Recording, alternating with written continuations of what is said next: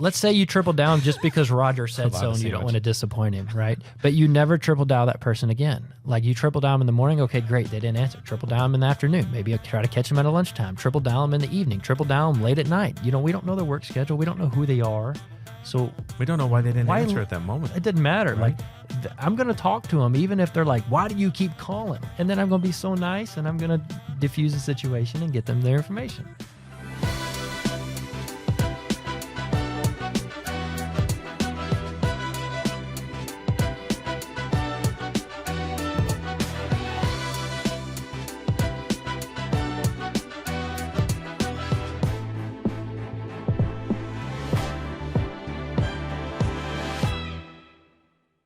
Welcome back, everybody, to another episode of the Life Insurance Academy podcast.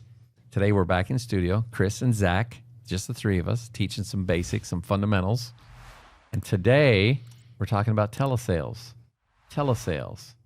or virtual sales. Could go into virtual sales. We're talking about 3 must-haves for you to have success in this new, modern selling climate. Telesales, virtual sales, 3 must-haves. These 3 things are the simplest things you can do, but yet the hardest at the same time. It's like more agents struggle with these 3 things than anything. We get more phone calls, more questions, more coaching sessions. Can I get a different answer than what you just gave me? It's like keep looking for something different. It's really that simple, but it's... Well, the challenge and the opportunity. So the challenge that we hear from agents is a repeated pattern, right? We hear these repeated questions of why they may be struggling initially. The opportunity is for you guys listening today to say, hey, I'm going to implement some of these things and make them fundamentals in my practice and hopefully mitigate or overcome or, sidestep the challenges that most other agents have. So a lot of this stems from phone calls that we have from agents and individual scenarios, coaching sessions. How did it go this week? How are your sales? How many policies did you write? How many did you sit with, or how many were you on appointments with over the phone? We say sit. It's a universal term for presentation. A presentation, whether you're face-to-face or over the phone or on a Zoom call, a sit. If you're in a sit with a client, how many did you actually close versus how many you actually sat with? How many presentations? And so there's always this disparity. Very rarely is it 100%, right? Unless you're Chris. Well, of course. But that was before. Yes. Because you were working with this face to face. That's right. So it's different now. Like when you had to lose some of that impact on a virtual telesales, what became your struggle, Chris Ball? I was still working with this.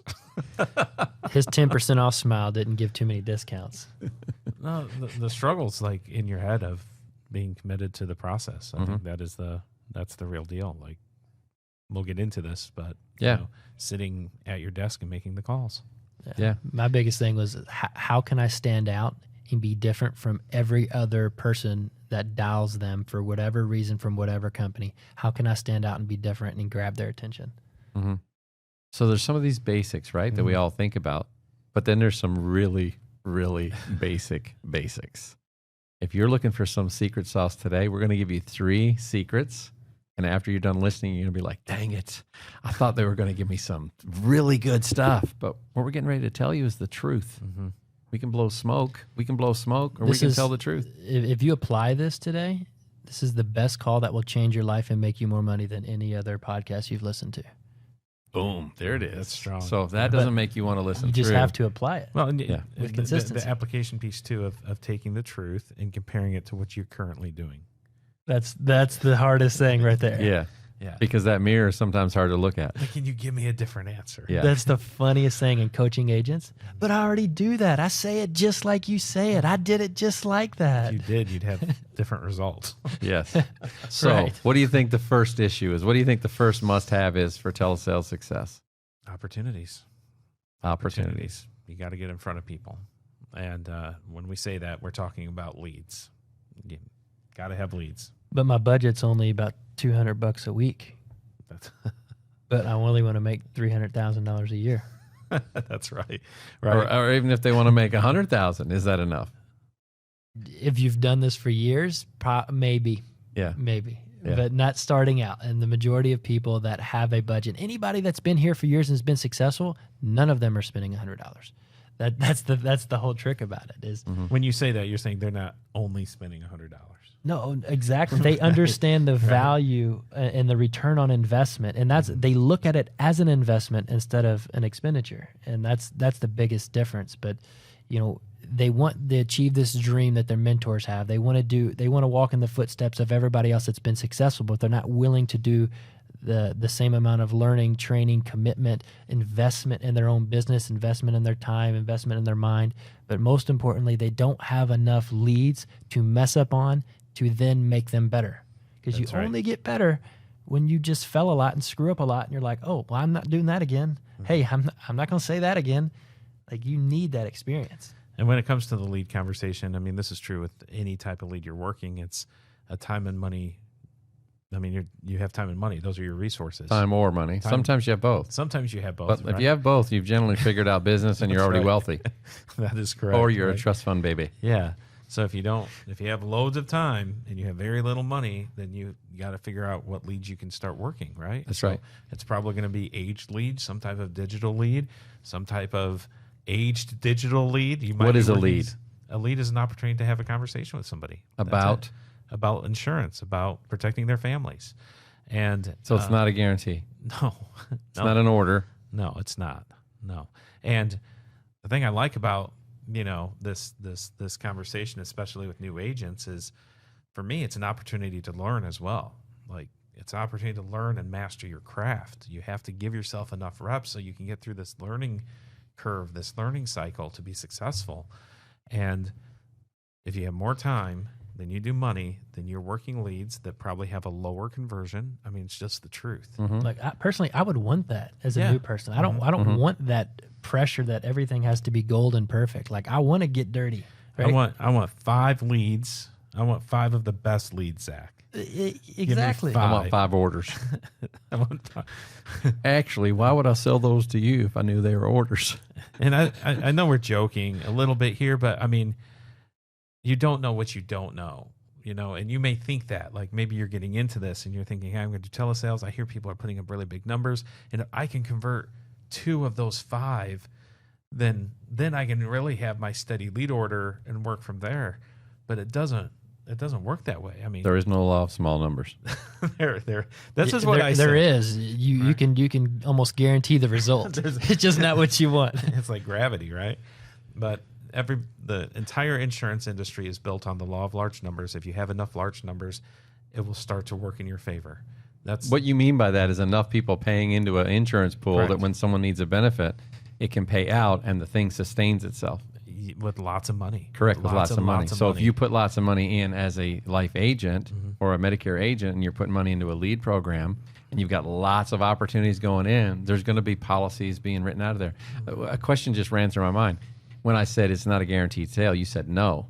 But let me ask you another question. If you guys if anyone came to you guys right now and said, hey, I want a mix of 50 leads, would it be easy or hard for you to say in those 50 leads, there's going to be way more money coming out of this than what you'll pay for them? Can you say that with 100% certainty? I'm perfectly comfortable saying that. Why do you say that?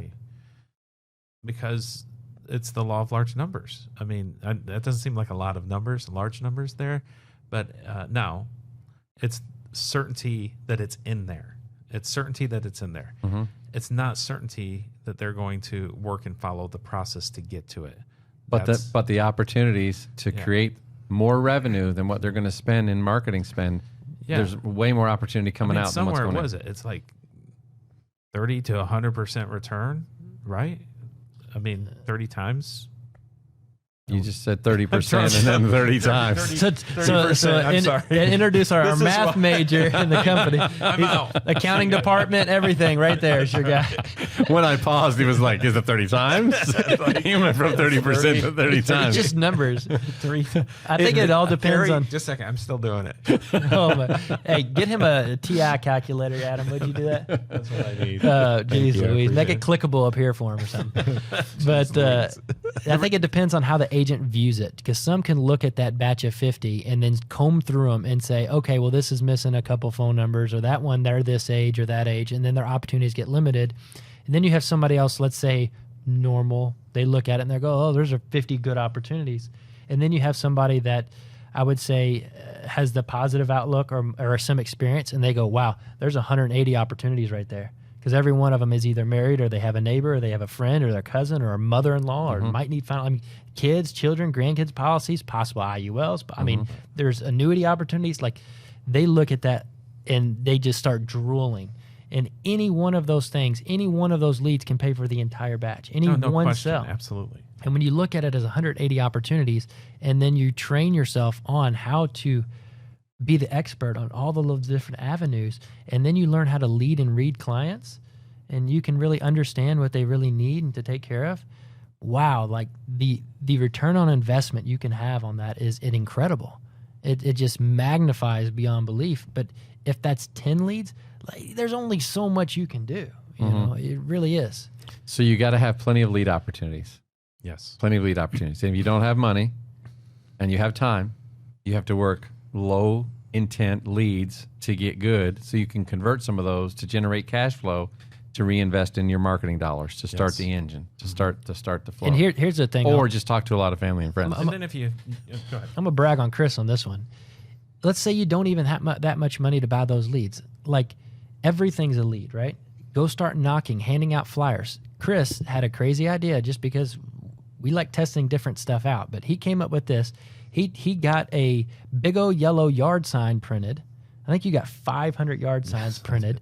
And all he said on it was cheap burial insurance, and it looked like a big Sharpie writing, and he had those printed. With a phone number. And he had his son just go put them around the city by the Walmarts on the corners and everywhere. Yeah. And I think he had 500 signs for maybe $200. Yeah, I think we only put up 150 of them. He had 500 signs. What happened to the rest of them? Anyway, Are they still in your garage? They may be in my basement. But it's just like the most simple. Even you fell victim to the not working all the leads. Yes, absolutely. But check this out, like that's still a lead opportunity. He's getting his name out there to try to serve people.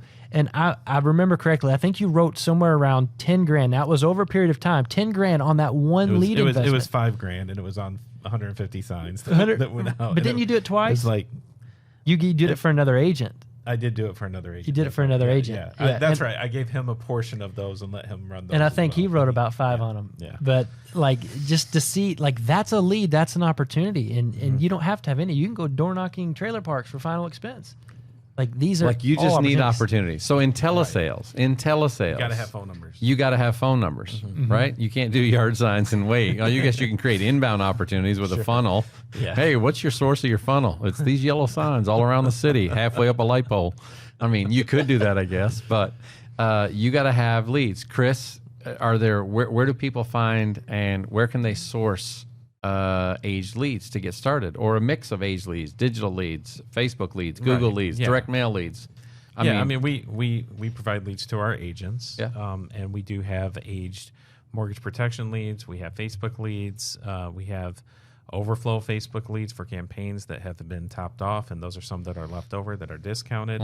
And then we have direct mail pieces, right? So we have leads for anybody who's on the who has low money and lots of time, and folks who have lots of money and little time, you know. And if you're at that level, then you're probably working with appointment setters and things like that, getting inbound leads from call transfers and all kinds of things like that. So leads, you need lots of leads.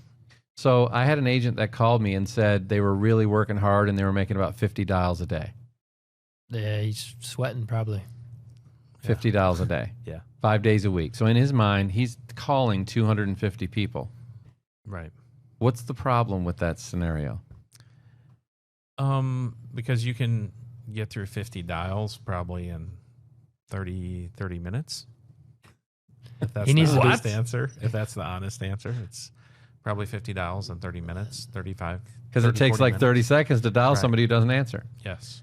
And if they do answer, maybe 2 to 3 minutes to book an appointment? Yes. Or retire the lead? Yeah. And you got 50 leads? Yeah, unless you're doing a presentation. So at the most, an hour, 50 minutes to an hour? Would that be a fair assessment? Yeah. Or if you if you're doing some presentations in there, that might be different, right? Yeah, that would extend it a bit, right? Yeah. I can't imagine there'd be too many presentations. Well, based on the conversation, there aren't too many presentations. Right. I'm guessing. Exactly. They aren't calling you if they're having a bunch But of even if they were presentations, now that moves into a presentation time, not necessarily a call time. Correct. Still, it would still only take about an hour at the most, an hour and 10 minutes, anywhere from 40 minutes to an hour and 10 minutes to actually dial through 50 leads. Correct. Yeah. So as far as the initial effort to dial through those, now you can triple dial lead probably within a minute. I would say so. One lead within a minute, which is what we recommend, to triple dial that lead, right? Within a minute. So plenty of leads, but in this situation, what that agent thought was a lot of leads is not a lot of leads. What's a good number of leads for a day if you're dialing through? If you want to make 6 figures coming out of this business, what do you need to have in the hopper for a good number of leads? Well, I guess it depends on the type of budget and the type of lead you're working, right? Forget the budget. Okay. Forget the type of lead. What would be a good number of leads just to say, hey, I want to. I would say over a 2-day period, probably 100 to 150 leads. 150 leads over a 2-day period. Yeah. So 75 a day. Yeah, I think that'd probably be a good number. Mm-hmm. Is that the number you're going with? Yeah. I think it should be higher still. Okay. What do you think? Yeah. I'm thinking based on what I've written off of. I would say, to me, I probably work backwards a little different, but I would understand my call blocks and my times and my commitments that I have and my goals that I want to set. And I would be dialing or doing a presentation at every moment inside of that call block. Yeah. So if I'm starting to have dead time and I'm getting through, I'm getting more aged leads, I'm getting more new leads, I'm going to fill it completely. But my goal would be to, instead of dials, I would count conversations. Because I'm going to do anything and everything in this world to talk to somebody, and that's where the rubber meets the road. That's what really matters. It ain't the dials. That's what, and I struggled with that a little bit as far as like, what are the dials? How many dials are you supposed to have? Because I know we're talking about the call blocking. I really didn't care about how many dials because I knew I was dialing. If I set this time, let's say, from 12 to 4, the only thing I was doing from 12 to 4 was dialing or talking to somebody. That was it.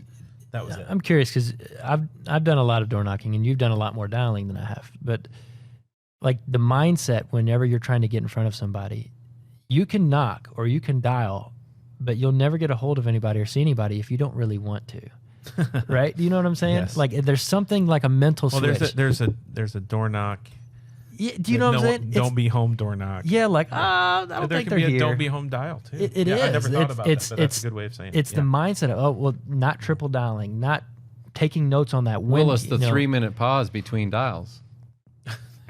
That's 3 minutes trying to find one that's actually going to answer. Yes. Yeah. Instead of dialing 2 more in the time, you're actually trying to figure out which one's going to answer because you don't want to go through too many more rejections. Exactly. Or I wonder, would now be a good time to go make a sandwich? Let's say you triple down just because Roger said so and you don't want to disappoint him, right? But you never triple dial that person again. Like you triple dial them in the morning, okay, great, they didn't answer. Triple dial them in the afternoon. Maybe try to catch them at a lunchtime. Triple dial them in the evening. Triple dial them late at night. We don't know their work schedule. We don't know who they are. So we don't know why they didn't answer at that moment. It didn't matter. Right?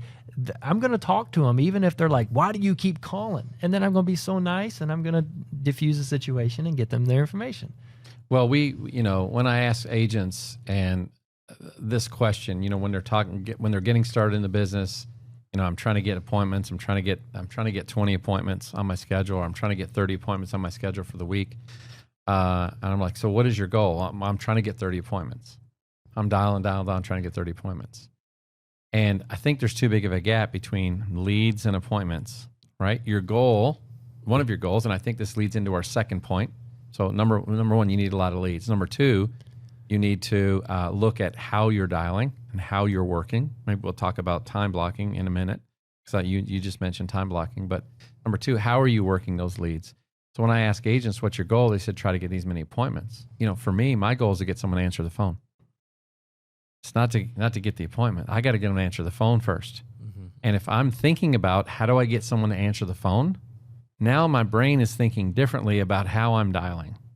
So what is the experience on the other end? So if you think about the experience that someone in their house or someone on their cell phone or in their car or who's been at work and is now getting home or is now driving home, who's receiving a call from you, what is that experience? So if you dial them once, right? And you triple dial them once. Maybe you didn't even triple dial me. I mean, you're dialing one and you're dialing the next one. Like, first of all, like let's go ahead and triple dial them. The reason for triple dialing is because it separates you. You distinguish yourself. You said, I want to distinguish myself from everybody else that's calling them. It distinguishes you from the robodials, from all those robodials that you get now that's in the system, because robodials won't call back 3 times from the same number within a short period of time. Somebody who's trying to get a hold of somebody will. And the first time they pick up that phone and they go, I don't know who that is, and they set it down. 2 minutes later or a minute later, it's ringing again. They go, I wonder who that is. And they set it down. And they might be in the middle of a conversation. 30 seconds later, they're getting a call again. They go, man, who is this person? This person's really trying to get a hold of me. Hello? And now they're answering the phone. They were there the whole time. You just had to get their attention. So it's like marketing. You have to get people's attention for them to answer the phone. Number one. So that's the first thing. Now, what if they weren't available legitimately in that time frame? Some people will call through their leads. They'll triple dial, and they've got 100 leads to dial through. Well, they'll dial through the whole 100. And then they get through their whole day. They do a couple of presentations, and they don't redial them again anymore till the next day. Well, you just missed out on an opportunity, because if you're starting over again now the next morning, the same time, that same person's back to work again. Like, how are you approaching that call set? How are you approaching those 100 leads?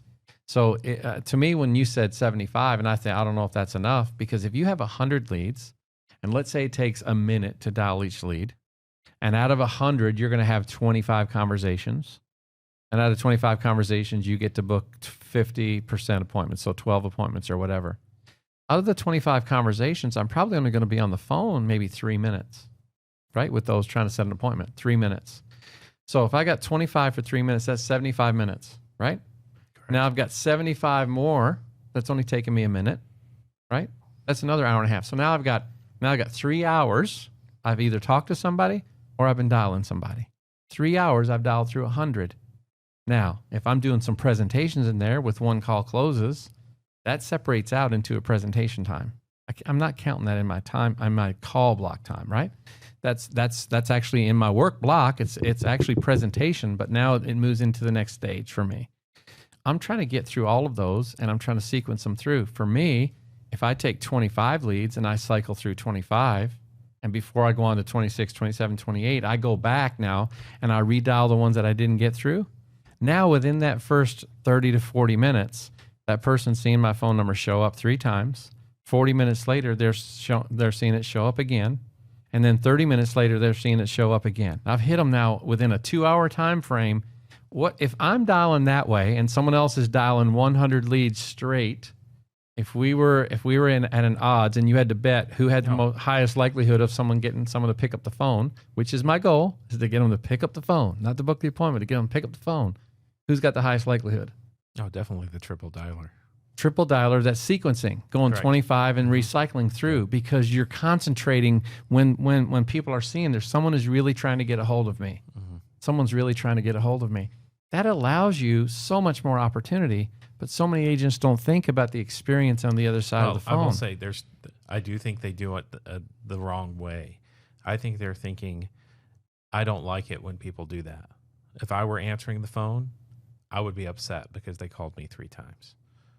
So they are thinking through the experience, but they're thinking through it in a negative way versus what you're saying. Mm-hmm. Like, that's how you get people to pick up the phone. Okay, so what is your solution? Are you going to be nice and never talk to them? At least you're not offending anybody. Right? Yeah. Or are you going to talk to people about a lead that they requested for some more information on life insurance? Important. It is. Yeah, it is important. If you put a priority on it and you think about the experience on the other side and you sequence your calls. So number 1, a lot of leads. Number 2, I would say dial sequencing, how you dial, because that's going to create a different experience. And then, Zach, you led to one other thing about the time blocks. And I know that was a big part of even when you were in the field, you were like, no, this is work time and this is not work time. And with time blocking on the phone, Chris, I know it's the same thing for you. You were like, I'm going to be working these many hours regardless. I don't have like, hey, if this happens, or my friend calls and says that wants to go to lunch, or my kids are crying and I'm going to leave and go and help. What does that mean, time blocking?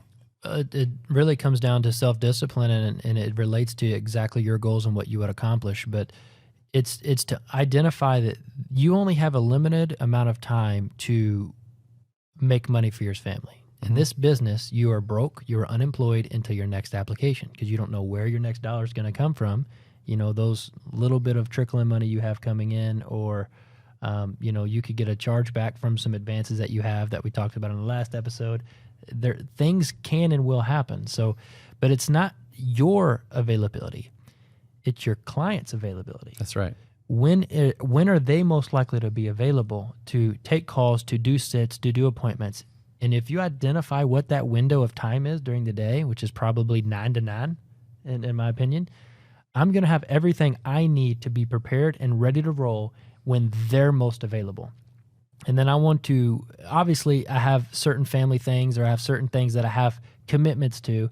I want to limit that during my week or during my work days. Whatever I identify my work days, I want to limit that. Like, I'm getting my oil changes on the weekend, like all the other goofy stuff. Like, come on, man, let's not do it during your work day. Let's not get your new tires put on at 4:30 on a Tuesday. Exactly. So, yes, identifying when that, they said they can get you in.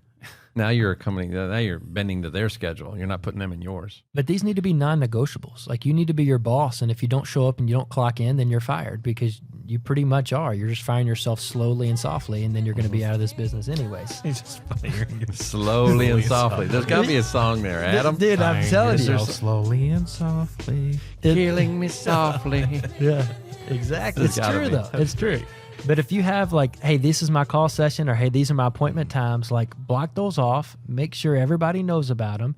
And the more people that know about these are your times, then they can keep you accountable. If you, like, had it to yourself, well, yeah, I can move a couple things around, you're eventually never going to do anything. And you're teaching people that they can do that.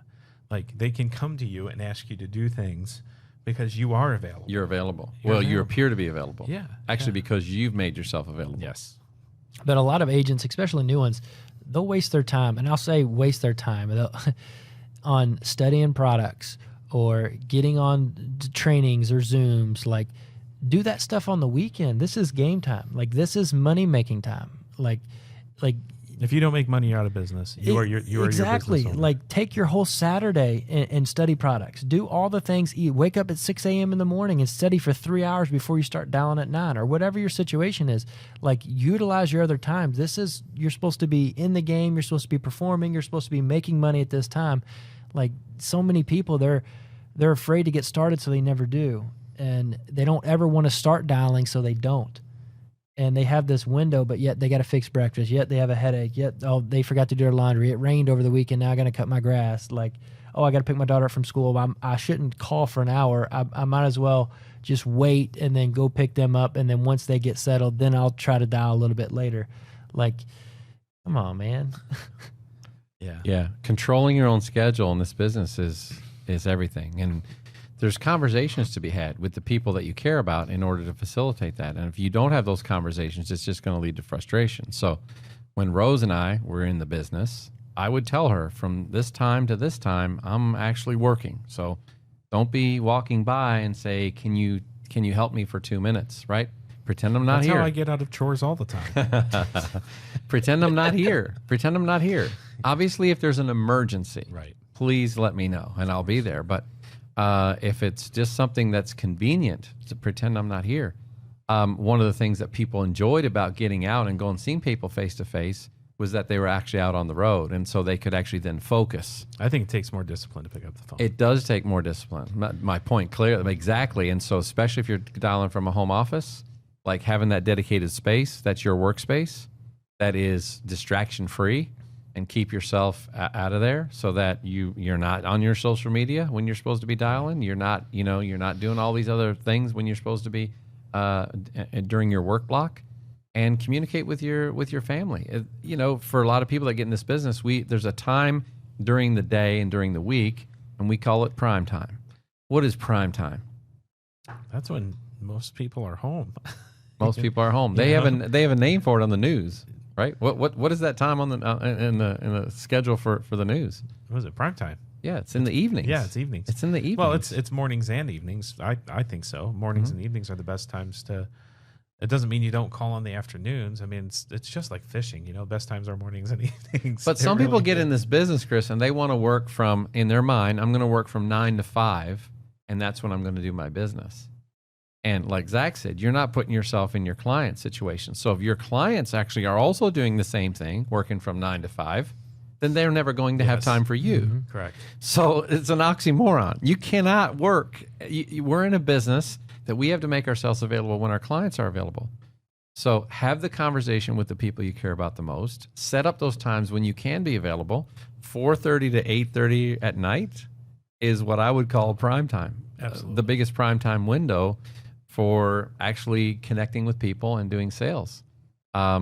And if you don't have a few of those evenings a week set aside for you, like you're gonna reduce the number of opportunities you have to connect with people and to close sales. My biggest advice in telesales isn't the process, isn't the training. It's two things: self-discipline and consistency, and that's it. If you have self-discipline and consistency, you can't make to be extremely successful in telesales. Mm-hmm. And honestly, with any kind of lead. Correct. If you're willing to put in the time, they will start coming in. It just happens. And the reason I say consistency is because the consistency of lead flow, consistency of lead ordering, consistency of anybody can work hard for a week and have a big week, but it's how many people can string 2, 3, 4, 5 weeks in a row, right? Mm-hmm. Well, if you just do the same thing every week, it's really easy. But people have a big week or write a lot of submitted business. They get excited, and then they start like drifting or relaxing or celebrating the following week, and then they have to regain their momentum, and then they start to get lazy because they're having success. They think, I don't have to make as many dials, Chris. I had a big week last week. I don't have to buy as many leads. Look, I just wrote this much. Yeah. And they start to get lazy and relaxed. But why? Why don't you just double up? Double up. One of the last things I'd like to leave people with before we wrap is this. You guys said early on, and I know you were referring to it in a certain way, but I want to put a twist on what you guys were talking about. And that was the people who've been in this business for a while who are highly successful. They're not doing $200 a week in their lead investment, right? And you said they're doing a lot more, right? We said spending, and I want to come back to that just for a minute and rephrase that to investing. And if you do it correctly once, you really only need to do it once, right? I did that video probably a couple months back called How to Invest $1,500 a Week to make $245 every year. You can find it on our YouTube channel. Go back and look at that episode. Adam, maybe you can throw up a note on that episode.